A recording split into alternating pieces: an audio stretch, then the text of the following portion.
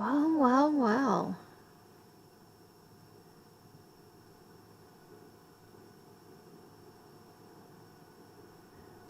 It would seem we meet again.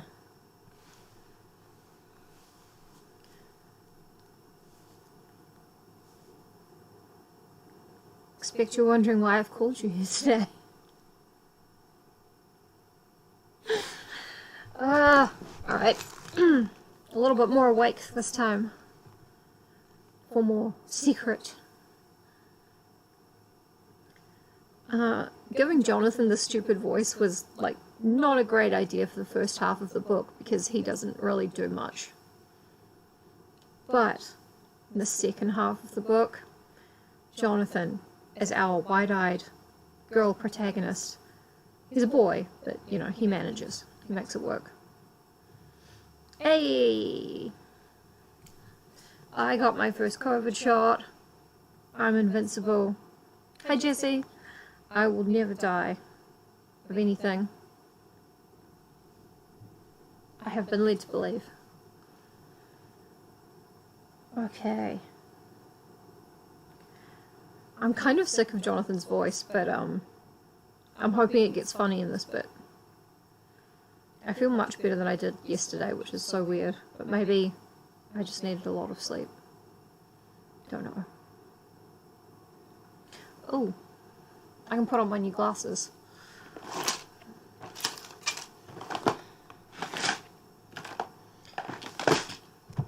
Thank you! Now these from AliExpress for like $1. They're blue light blockers, but they were just reflecting too much off the computer screen, so I took the lenses out.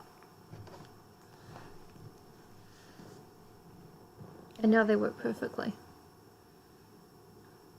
Because I can see things close up just fine. So they're great for reading. Alright, here's the recap. Oh, and the update on the Fitz situation is that he is being extremely good. He's taking his antibiotics, he's eating, drinking, all of that. And he's sleeping on the bed with me every night, which he never normally does, and it's really nice. It's cuddles all the time, and it's whatever, I don't even like him. Ooh, AliExpress vaccine. Nice. Thank you. Thank you. Okay, so last time, Ezra Fear. Actually, you guys will know this, you were all here yesterday. Ezra Fear grew up. He still has no social skills, no one likes him. He's got a family. Slightly lesser one now. They went to Wickham, the village where it all began, and it was full of dead people who'd been struck down suddenly by plague. Although how Ezra came to that conclusion we're never actually told. Abigail, his beloved daughter, the only one of his children he likes, actually the only person in the world he seems to like, becomes obsessed with burying things that they find in Wickham, and then she meets a little girl who's her friend. The little girl's like, come and hang out at my house.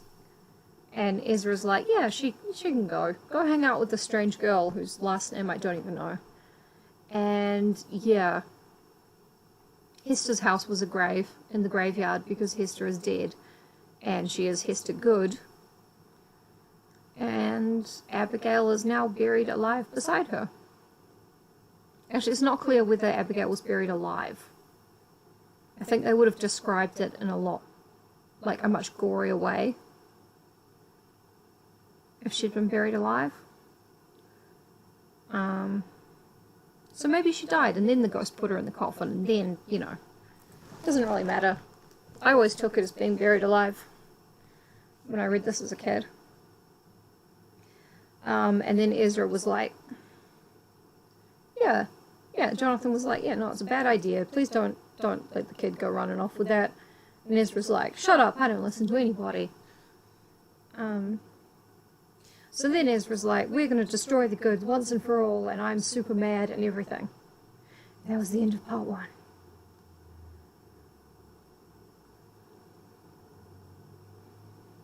Yeah, he let her go just to... This isn't working. They're holding the, They're too wide. Ezra let her go just because he didn't want to do anything that Jonathan said. So, now we're in part 2 of chapter 2. Chapter 7. Oh, we are now in, where are we? Shit, I'm going to have to go to the previous page. We've had another time skip. Previous page.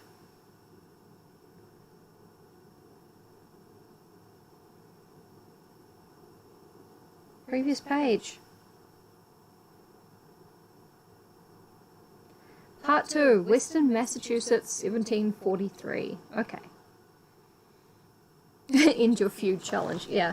No one's really keen to end the feud. Everyone's just pretty much enjoying the feud at this point. So, 1743. Chapter 7. And ever since that day, our family has been cursed. The goods will not let us live in peace. That is why we must find them and put an end to this horror once and for all. Jonathan Fier stopped outside his sister Rachel's bedroom door to listen. Their father, Ezra, was putting Rachel to bed. Every night, Ezra told his daughter a bedtime story. But instead of reciting a fairy tale, Ezra told her the story of the family curse. Some bedtime story, Jonathan thought sadly. I don't know why I'm sticking with this. I'm surprised it does not give her nightmares. I do not want to go to sleep, Papa, Rachel said. Please let me stay up a little longer. It is still light out. No, Ezra replied firmly. Get into bed and stay there this time. I mean it. Wrong kid died. He didn't say that. Jonathan smiled as he heard this. Rachel always hated to go to bed before everyone else. But Jonathan does not have to go to bed, she whined. Jonathan is almost 18, and you are a little 9-year-old girl, said Ezra. Time has passed with our family. I do not want to hear any more about it. Shut your eyes. Good night. Jonathan hurried down the hall before Ezra came out of Rachel's room. He did not want his father to catch him eavesdropping. Hey! Hey, Josh, how's it going? It has been 6 years since we left Wickham, Jonathan thought. 6 years since Abby died, and Papa is more obsessed with the goods than ever. Jonathan ran his index finger along the freshly painted wall of their new house. The 3rd house in 6 years, Jonathan thought bitterly. Big deal, we moved house that often and we didn't even have a family feud. Papa promised this will be the last move. We shall see. Every time we move, he says he is positive he has found the goods. But still we have not found them yet. This is getting like... It's not Foghorn Leghorn anymore. It's sliding into like, I don't know what. With a little bit of Kevin Spacey and House of Cards. Just like, I'm just going to make up an accent and then do it. Jonathan started down the stairs, his black shoes loud on the wooden steps. Hi, Philip. He wore white stockings with the buckled shoes and dark green knee breeches. His shirt was white cotton with a plain ruffle. Ooh. His mother no longer made his clothes. She had no need to. All the Fiers had their clothes made by a seamstress now. The Fiers had grown rich in the last 6 years. Just make up your own accent, like in the talkies. Make up a transatlantic accent. I couldn't possibly have killed my husband. Oh, darling, the police are here. Transatlantic accent is fucking great. I don't even know if I was doing it right just then. I was not paying attention to what I was doing at all. The Fiers had grown rich in the last 6 years. Whenever they moved to a new town, Ezra brought with him some goods, tea, spices, fancy silks, to sell to the townspeople. His instinct for selling was uncanny. In each town, Ezra knew exactly what the people would need. Thanks to his ability, the family was now quite comfortable. But their new wealth had not brought Ezra peace. Yes, it's always Daniel Craig and Knives Out, yeah. Which I love because it's a very funny voice. As Jonathan reached the bottom of the stairs, he heard a knock at the front door. "I will answer it, Mama," he called. He could hear her in the kitchen, unpacking.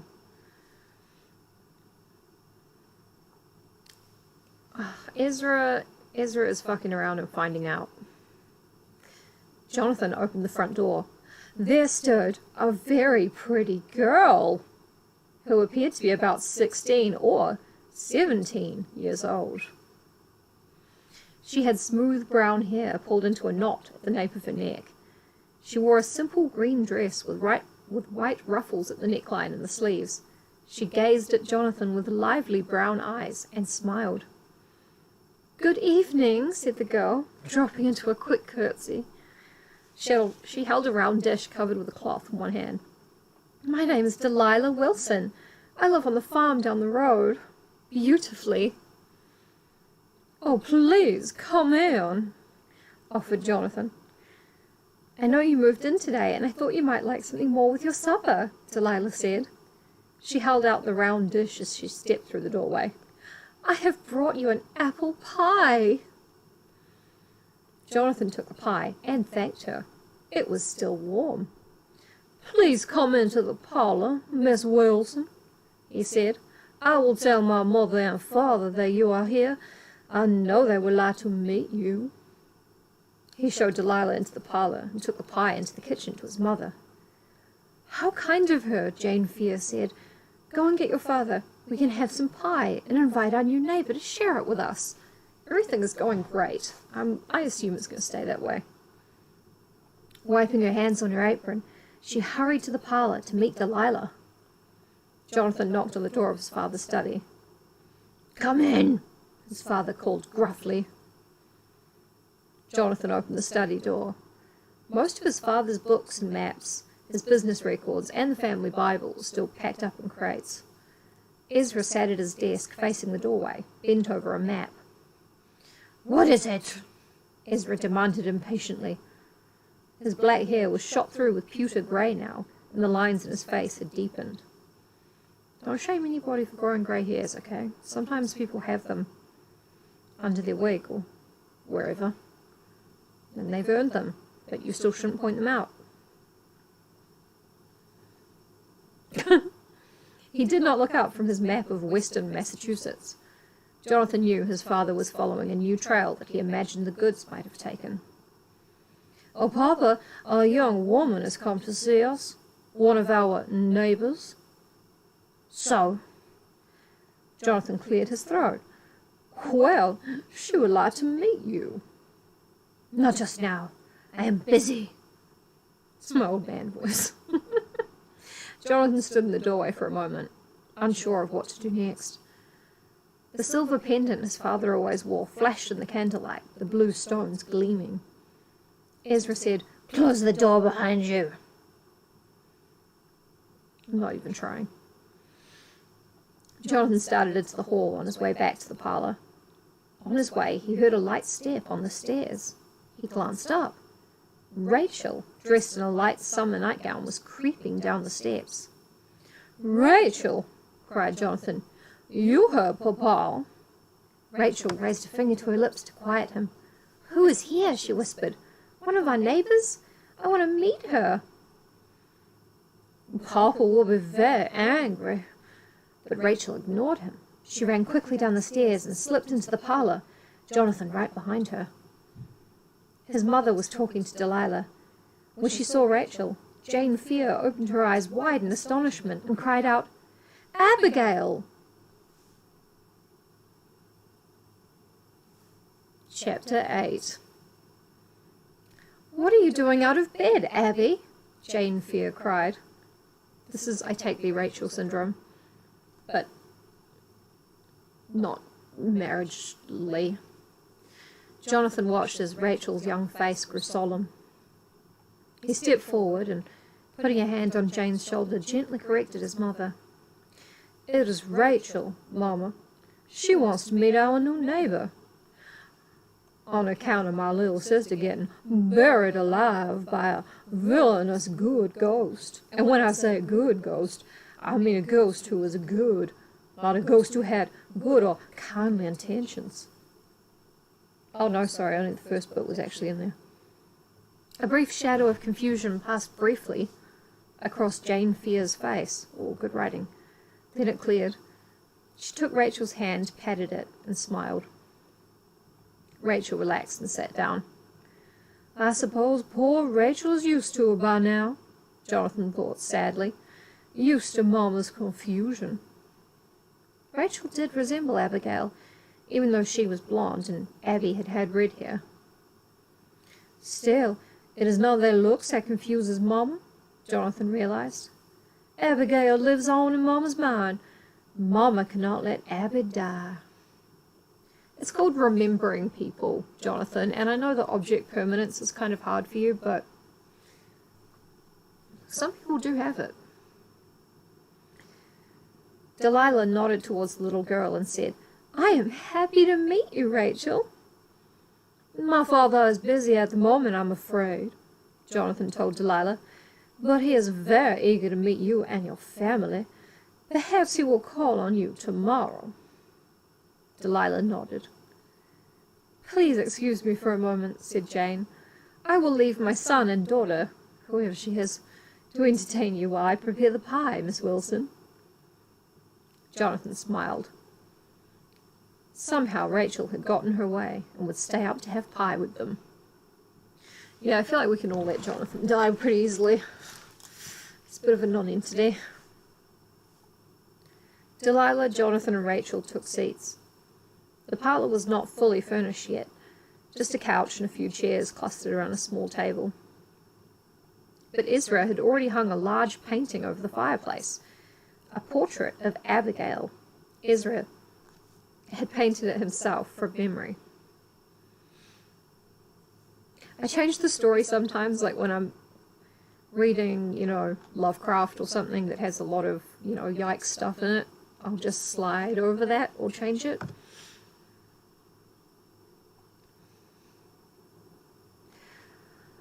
Oh, okay, well, regret to inform, the Fears, in fact, fought for the North. Yep.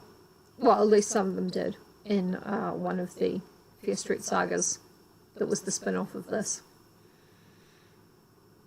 I don't think the Goods fought for the South, though. Or they may have done. Can't remember. I think they were both on both sides. Yeah. I love the idea that Ezra's shitty at painting because he has never been mentioned, doing anything artistic before, so it's probably a terrible looking picture. In the portrait, Abigail was dressed as Ezra had last seen her, in a blue dress, wearing her white cap with the blue ribbons. You have a lovely house, Delilah said, glancing around admiringly. The house, large and elegant, was 3 stories, painted white with black shutters and surrounded by a white fence. It was the nicest house the Fears had ever lived in. Where have you moved from? Delilah asked. From Worcester, answered Jonathan. And before that, Danbury. My goodness, Delilah exclaimed. Why have you moved so much? Jonathan hesitated. He certainly did not want to explain his father's obsession with the Good family to this pretty neighbour. How could she ever understand? But before he could stop her, Rachel blurted out in a low voice, It is Papa. He says our family is cursed. Rachel! Jonathan cut in. Delilah's eyes widened. Cursed? What do you mean? This is just a little girl's exaggeration, Jonathan interrupted, hoping to end the discussion then. No, it is not, Rachel insisted. Papa tells me about it every night before bed. She pointed to the portrait of Abigail and said, That girl was my sister. She died when I was little. One of the Goods got her. Rachel, Jonathan warned. But Delilah acted very interested and pressed Rachel to go on. To Jonathan's dismay, Rachel told Delilah all about the family curse and the feud between the Goods and the Fears. Jonathan watched Delilah's face as she heard the horrible details. She turned pale as flour, and her eyes grew wide.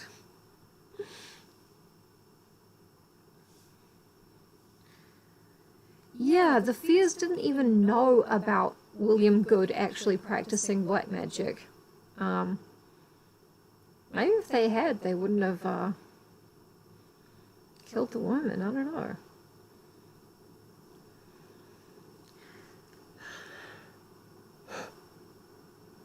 Sorry. She will never want to see us again, he thought, and was surprised at his disappointment.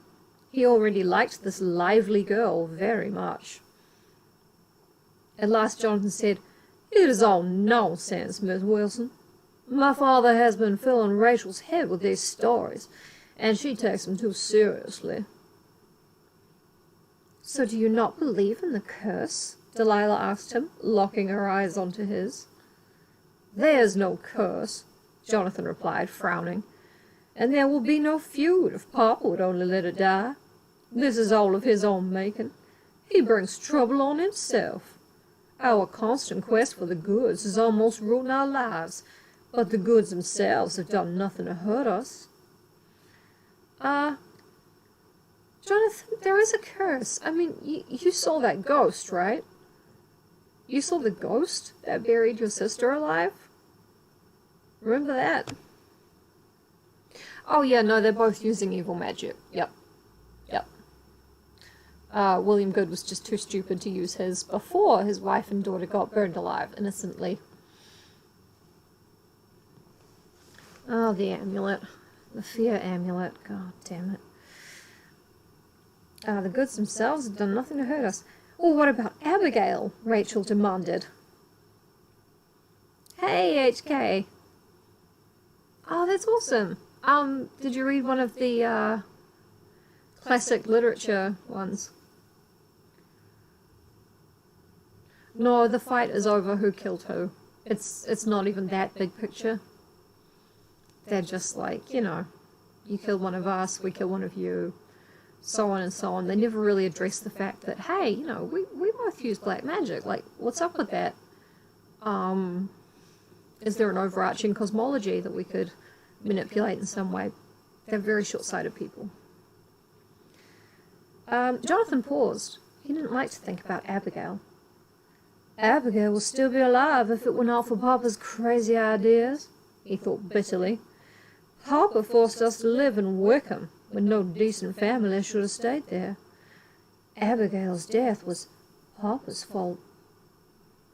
Jonathan tried to shake away this unpleasant thought. He turned his gaze on Delilah.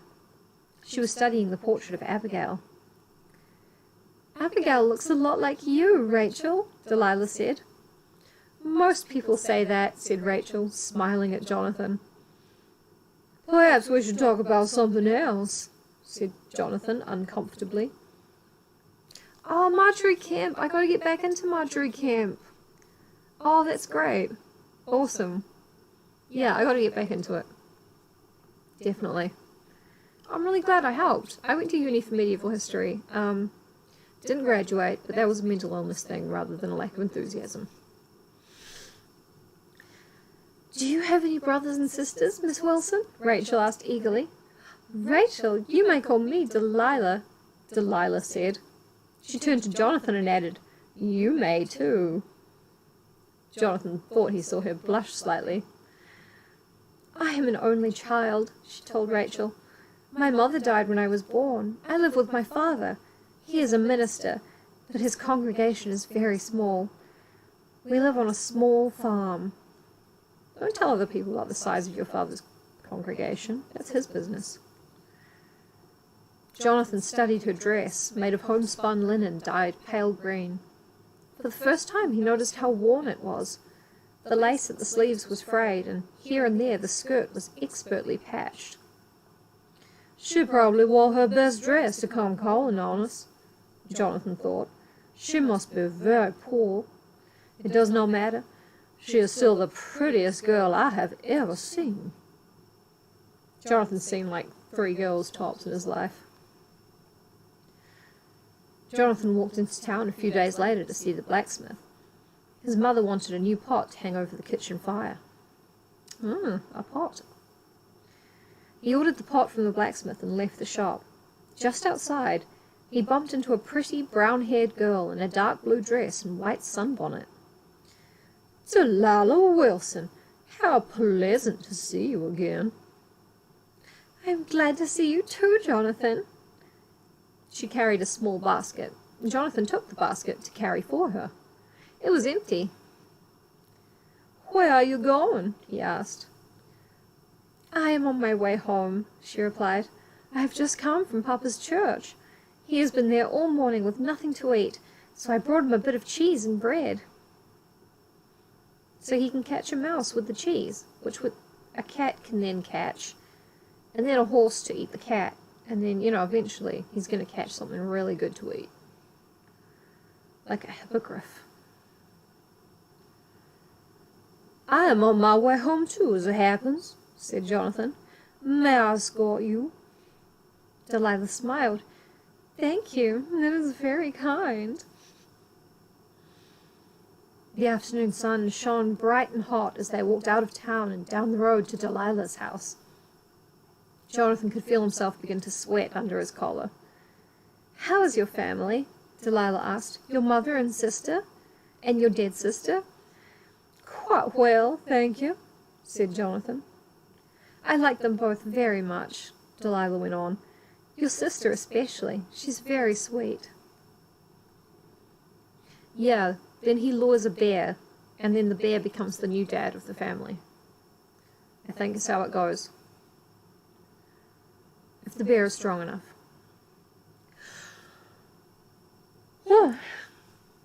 Jonathan felt a little uncomfortable at the memory of Delilah's visit. His mother's confusion, Rachel's talk of a family curse. "Delilah's being polite," he decided. "She must think us very strange." "I must apologize for Rachel's behavior the other evening," he said. "I hope she did not frighten you or bore you with her silly talk." Delilah laughed. "Not at all. She's only a child, and children love wild stories. I was exactly the same at her age." "I am sure you are much more sensible than Rachel," Jonathan protested.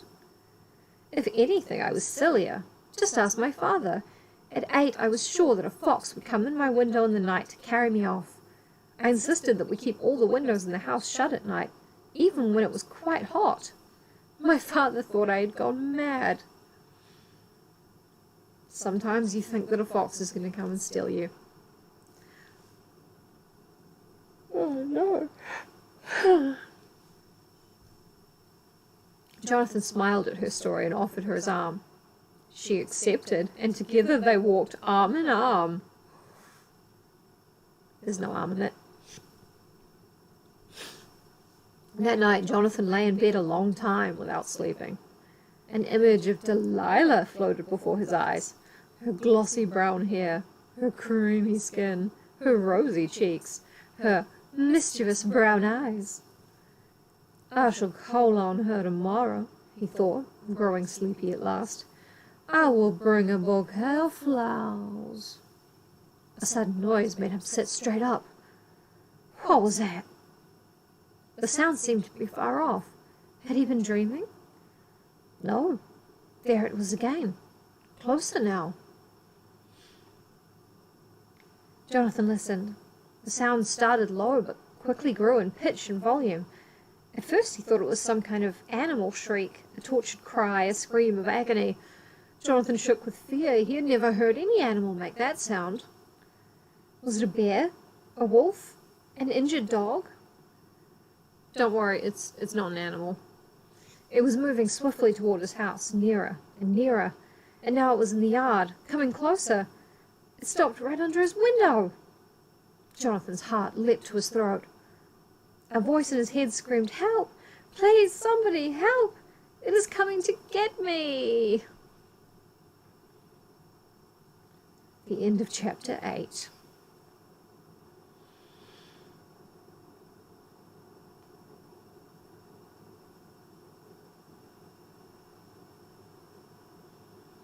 Okay. Yeah, we're going to call it there. Because my voice is running out and I have D&D tonight. But, yeah. We've got a fairly decent setup for, we've got the next teen romance has already started with Jonathan and Delilah. We've got Ezra growing, increasingly insane. We've got Jane, Fear, his wife, who is showing some early signs of some kind of cognitive disorder.